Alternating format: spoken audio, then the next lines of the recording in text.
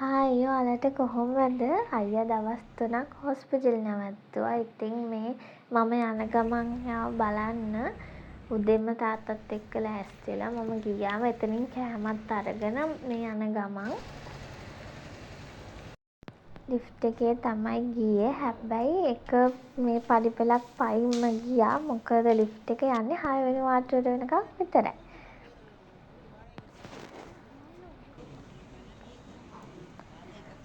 මම ඊට පස්සේ ඉතින් එයාට ගෙනාපු ඒවත් කවලා එහෙම මම ගියා.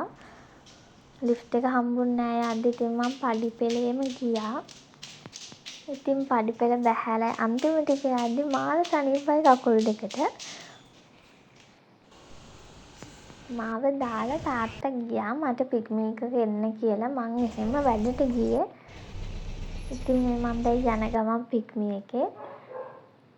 ඊට පස්සේ ඉතින් මේ ආයේ දවල් කෑමත් අරගෙන මම ආවා තාත්තත් එක්කම.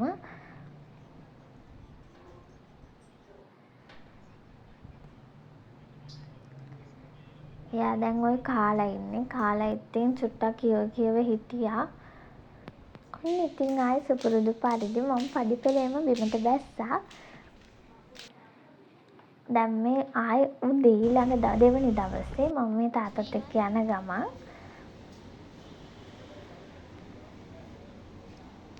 කෑමත් අරගෙන මම මේ දැන් හොස්පිටල් එකට යන්න පිළිම තාත්තා එක්ක. මේකයි වම්බට.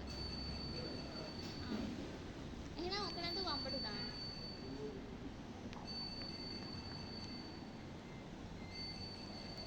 උදේ යාළගේ අම්මා ගියා. ඉතින් මම ඒක නිසා දවල් ගියේ.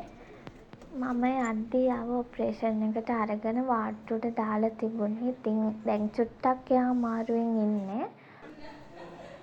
ඊට පස්සේ ඉතින් එයාට කතා කරන්න මුකුත් බැහැ. මම ආවා එහෙම්ම.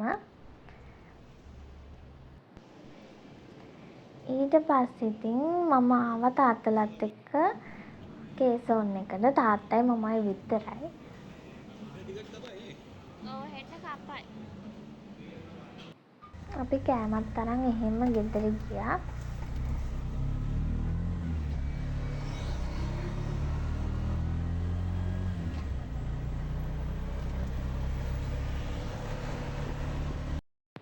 මේ 3 වෙනි දවසේ මමයි නංගි ගියේ.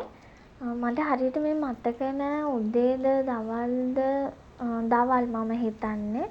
උදේ එයාලගේ අම්මා ගියේ. මම දවල් ගියේ. අපි දෙන්න ඉතින් මේ යන්න හදන්නේ. දැන් මේ ගිහිල්ලා ආපහු මගක් දුරටම ගිහිල්ලා ත්‍රිවිල් එකේ තාත්තත් එක්ක ආයෙ ආවා ටිකට් කපලා කිව්වා.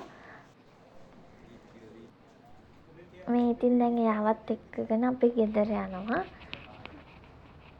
එයාට දැන් නම් ටිකක් ලොකු අමාරුවක් නෑ. ඒත් ඇවිදින්න කරන්න නම් චුට්ටක් අමාරුයි. දැන් ඉතින් මේ එයාගේ බෙහෙත් ටික ගන්න ආවා. එතන චුට්ටක් පෝලිම තිබුණා.